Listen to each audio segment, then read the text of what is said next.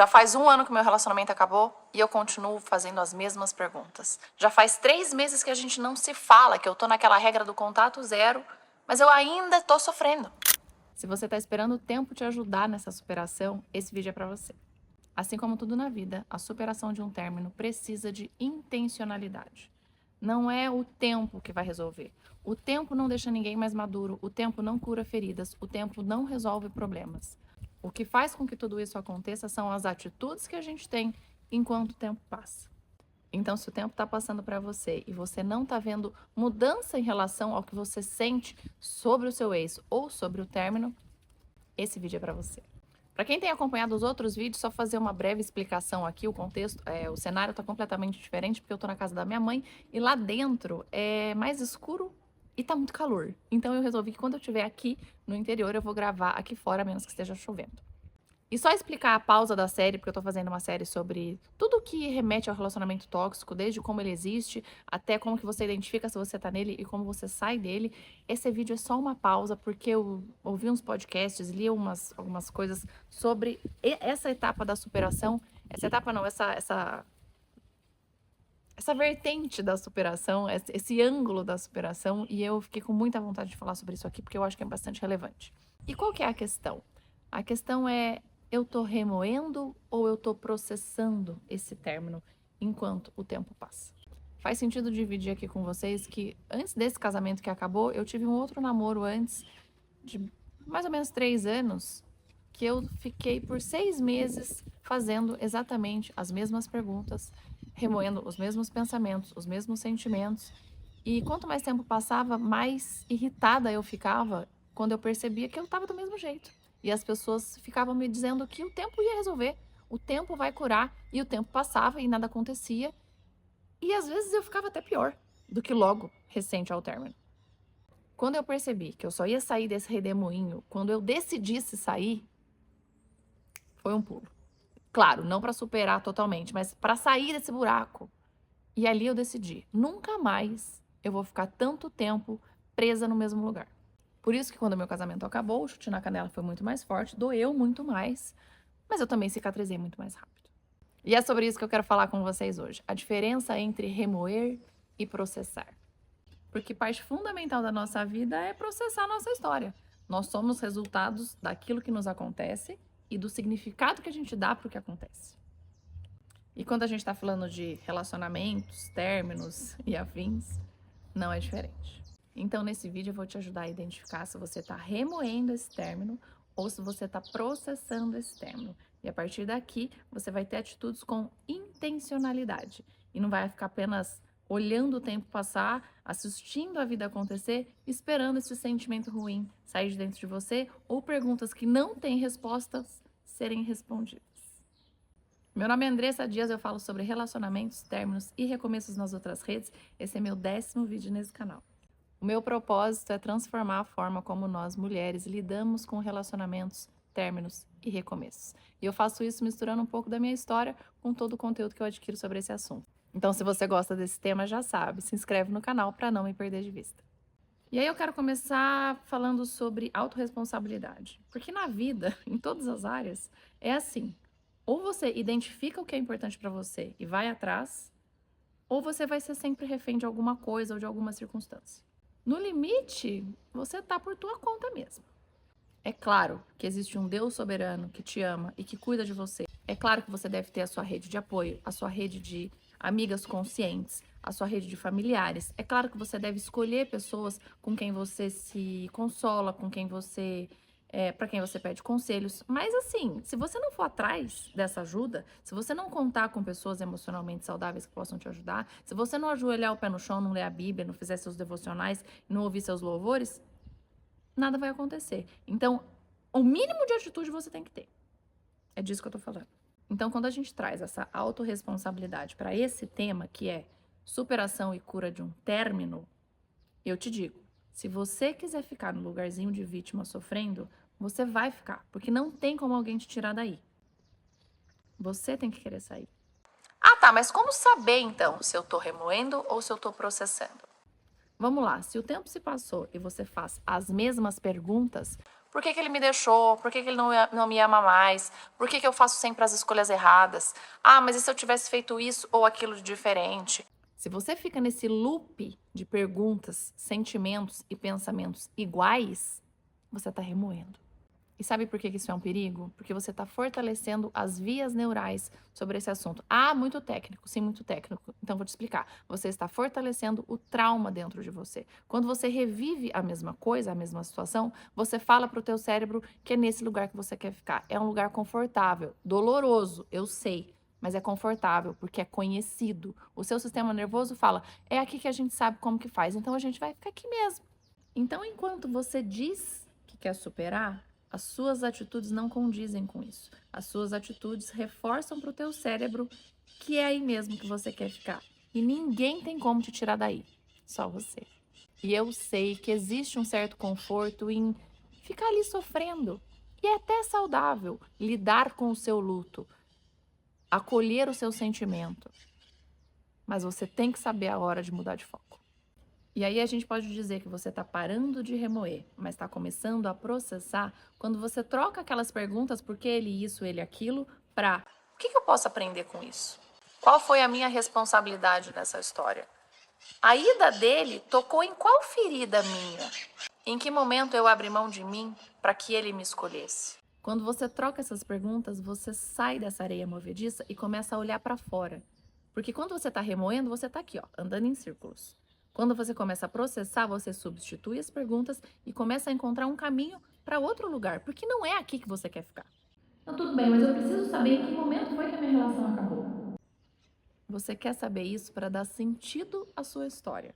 Você quer saber isso porque aí você consegue ter o mínimo de controle sobre a tua história. Mas talvez esse momento específico nem exista. Então você precisa olhar a sua história como um todo, deixar de remoer andando em círculos e olhando para o passado, começar a processar, substituindo as perguntas e olhando para frente. Se você viu até aqui, eu quero te pedir para curtir o vídeo, porque isso mostra para o YouTube que o assunto é relevante e pode ajudar mais gente. Cada curtida é muito importante para mim. Tá, mas como que eu substituo essas perguntas então? Tá, a essa altura você já percebeu a diferença, você não quer mais remoer, você só quer processar para sair do outro lado. Mas você tem algumas dúvidas sobre ele, você quer saber por que que ele não gosta mais, o que que fez ele parar de te amar, por que que ele foi embora, por que que ele não te avisou antes, por que que ele não te explicou, por que que ele não te deu sinais. Apesar de achar que sobre sinais há controvérsias, eles sempre dão sinais, a gente que faz vista grossa. Então eu só quero te alertar, enquanto você faz perguntas sobre ele, você se distancia de você. É muito mais cômodo querer identificar e curar as feridas do outro do que querer identificar e curar as nossas próprias. Então, o que você acha de começar a se perguntar: como que esse término impacta na minha vida? Como que a ida dele faz eu me sentir? Como que esse episódio se conecta com outros episódios da minha história? Tem uma pesquisa de 1997 que fala dos benefícios da escrita. Muitas vezes a gente não consegue identificar o que sente porque a gente está ali imerso num monte de coisa. É como se você pegasse um novelo de lã. A partir do momento que você escreve, isso vai se desenrolando. A partir do momento que você dá nome ao que você sente, você se percebe com mais clareza. Dê nome ao que você sente. É raiva? É desprezo? É rejeição? É abandono? É descarte? Por muito tempo eu fiquei com raiva de mim. Quando eu comecei a perceber tanta vista grossa que eu fiz, tanto no meu casamento de agora quanto num relacionamento anterior, que são as relações principais, tem umas outras também que, enfim, ainda vou escrever um livro sobre isso, já comecei, inclusive. Eu fiquei com muita raiva de mim, que eu falei, gente, mas tu é otária ou tu é o quê? E aí, a partir daí, eu tive um processo de perdão de mim mesma. E tudo isso para falar que, a partir do momento que foi identificada uma ferida, nunca mais eu sofri daquilo. Sofri de outras, né? Porque a gente tem várias. Mas a partir do momento que as feridas ficam esclarecidas, eu sei qual remedinho passar nelas e não fico esperando um remédio qualquer que sei lá quem vai colocar. E aí é claro que isso tem um efeito composto com outras atitudes. Um simples arrumar a cama de manhã, um simples passar um blush para quando você cruzar com você no espelho você gostar do que vê, um banho bem tomado sem pressa, um café que você decide tomar sem uso de tela, aquele momento com você mesma. Tudo isso vai reconstruindo em você um senso de realização e de alto valor que você queria receber de fora. Tem outro tópico que vale colocar aqui, que eu acho bastante interessante, que chama efeito Zeigarnik. Zeigarnik, não sei como fala, enfim. Mas é sobre a necessidade de fechar ciclos. Então, quando você fica remoendo, girando em círculos, o teu cérebro, ele fica ali, ó, fritando. Se você não tem a responsabilidade ativa de se arrancar dali, dali não sairás, minha filha. Porque quanto mais você fica nesse loop, mais você fortalece esse trauma. É sobre aquelas vias neurais que eu falei. Uma comparação que eu ouvi esses dias que fez bastante sentido, que eu vi não, li, sei lá, não sei se eu ouvi, se eu li, que faz muito sentido, é sobre a marca dos pneus na estrada de terra. A trilha, ela é feita dessa forma. À medida que você passa muitas vezes no mesmo lugar, ali você faz uma trilha. Então, para você ir para outro caminho, as primeiras vezes são muito difíceis, porque a trilha aqui já está feita. É sobre esses pensamentos que você remoe. Então, para você ir para outro lugar, você tem que ir várias vezes ativamente, não vai ser fácil, até que esses caminhos novos são feitos. E isso é o que a gente chama de, isso é o que a gente chama não, quando eu falo de vias neurais, é disso que eu estou falando. Novos caminhos de pensamento para você. Só que tem que ser ativo. Isso não acontece de forma automática com o tempo. Tá, então como que faz para sair disso? Para não ser vítima do efeito Zeigarnik? Você precisa processar a sua história e encerrar esse ciclo. Então, para você que assistiu até aqui e quer parar de reforçar esse trauma, eu vou te ajudar com algumas atitudes práticas. A principal delas é focar no que está no seu controle. Focar nas perguntas que você pode responder. Focar nas perguntas que vão te tirar do passado e te levar para frente. Chega de perguntar por que ele me largou, em que momento foi que ele parou de gostar de mim, desde quando que ele pretende terminar, por que eu sempre escolho errado? Será que se eu tivesse sido menos carente, ele ainda estaria comigo? Será que se eu tivesse falado mais sobre tal assunto, ou será que se eu tivesse falado menos? Chega de fazer essas perguntas, porque todas essas perguntas são ou sobre o passado ou sobre ele. E agora você vai começar a perguntar: a ida dele faz eu me sentir como? Com raiva? Triste? Abandonada? Rejeitada? Descartada? Qual é a ferida que a ida dele toca em mim? Eu tive que entender que, inconscientemente, eu sempre escolhi pessoas indisponíveis. Falando dos últimos relacionamentos, os dois me disseram que gostariam de namorar comigo para sempre. Uma pessoa dessa está emocionalmente indisponível. Ela não quer se comprometer. Ela não quer um vínculo verdadeiro. Ela quer uma companhia ali para passar o tempo. Com o último eu até casei. Ele casou comigo. Mas no íntimo, que são questões dele, ele não queria esse casamento. Ele queria ter a minha companhia, mas não queria se comprometer num nível de casamento. Sim, eu sabia disso, mas eu achei, na minha ingenuidade, que o meu amor ia ser o suficiente, que isso eram feridas dele que eu poderia curar. Linda, vamos cada um cuidar das suas feridas. Eu cuido da minha, ele cuida da dele, e você cuida da sua. Não tem como eu cuidar da dele, não tem como alguém cuidar da sua. Entendeu? É claro, gente, todos nós temos feridas, e quando duas pessoas identificam e reconhecem as próprias feridas e querem crescer e se desenvolver juntas, eu estaria nesse casamento até hoje. Ele não quis, vamos ser bem claro aqui. Ele é que não quis. Então eu não sou terapeuta para identificar a ferida dos outros, mas eu sou parceira se a pessoa quiser crescer junto comigo.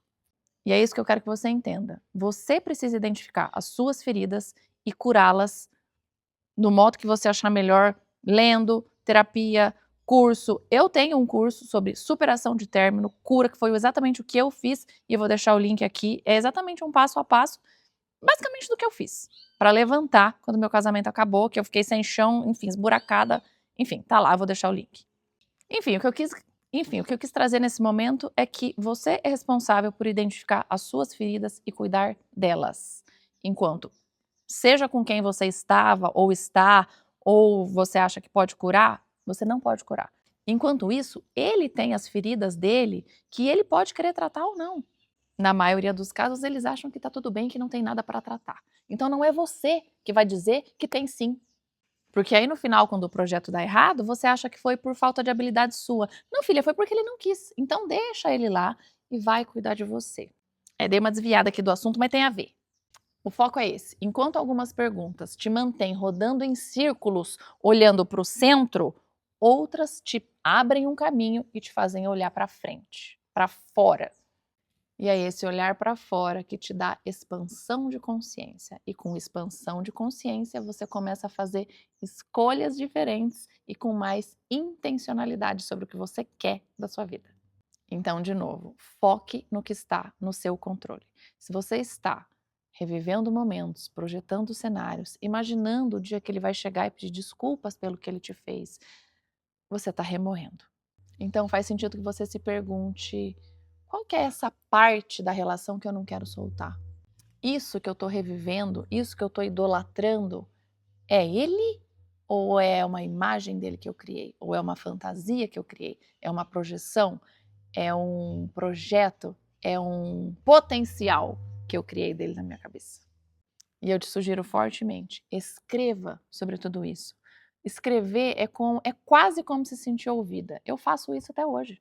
Escreve sobre o que você sente para que você veja com mais clareza, porque quando a gente fica preso aqui, ó, vira um loop, entendeu? E aí lida com o seu sentimento. Gente, até hoje, às vezes tem coisas pontuais que acontecem, às vezes como eu leio muito sobre esse assunto, muitos dos livros que eu leio sobre isso, eles vêm com relatos de psicólogas, psiquiatras, enfim, de histórias de mulheres.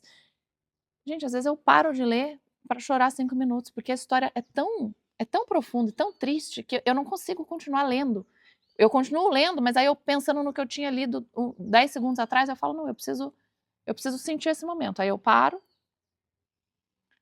tenho ali minha solidariedade, minha compaixão com a pessoa, deixo aquilo fluir e volto a ler. Então, respeite os seus processos. Saiba a hora de acolher o seu sentimento e a hora de falar: "Não, agora tudo bem". Deixa fluir. Não fica ali também dando comidinha para o sofrimento, porque senão é aquela história do efeito Zeigarnik, você fica presa ali e não sai nunca. Tem que ter esse equilíbrio entre saber acolher e deixar fluir. "Ah, tá, mas você fala como se fosse muito fácil". Não, eu sei que não é fácil. Eu sei que não é fácil. Só que assim como para umas pessoas é fácil arrumar a cama todo dia, para outras é difícil. Assim como para umas pessoas é fácil falar não, para outras é difícil. Assim como para outras pessoas é muito mais fácil dizer sim, para outras é difícil. Assim como dieta e exercício são fáceis para umas pessoas, é mais difícil para outras pessoas. Então eu sei que não é fácil simplesmente deixar o sentimento fluir. Tem hora que parece que a gente até se agarra nele e fala: "Não, eu vou sofrer aqui mais um pouquinho". Mas você tem que ter esse equilíbrio do momento em que você fala: eu vou virar essa página. E dá até um luto nessa hora de novo, viu? A hora que você vê que o negócio tá realmente soltando, você fala: "Nossa, mas parece que eu quero sofrer mais um pouco". Deixa aí, minha filha, deixa aí. Então, para fechar, para de contar com o tempo e comece a se questionar. A ida dele toca que feridas minhas? A partir do momento que você identifica essas feridas, que você reconhece essas feridas, você aprende a cuidar dessas feridas. E quando você aprende a cuidar dessas feridas, você aprende a responder de forma diferente em situações semelhantes. Respondendo de formas diferentes, elas não sangram mais. Então chega de perder tempo fazendo perguntas sobre ele ou sobre o passado. Queira cuidar das suas feridas. Comece a fazer perguntas sobre você e sobre o seu futuro. Comece a fazer perguntas que você pode responder, perguntas que vão te ajudar a se tornar a mulher que você quer ser. Se você gosta da minha linguagem, quer alguma opção mais estruturada, eu vou deixar os links na descrição do vídeo. E se fez sentido para você, não deixa de compartilhar com uma amiga. Cada atitude dessa significa muito para mim e me mostra que é para continuar.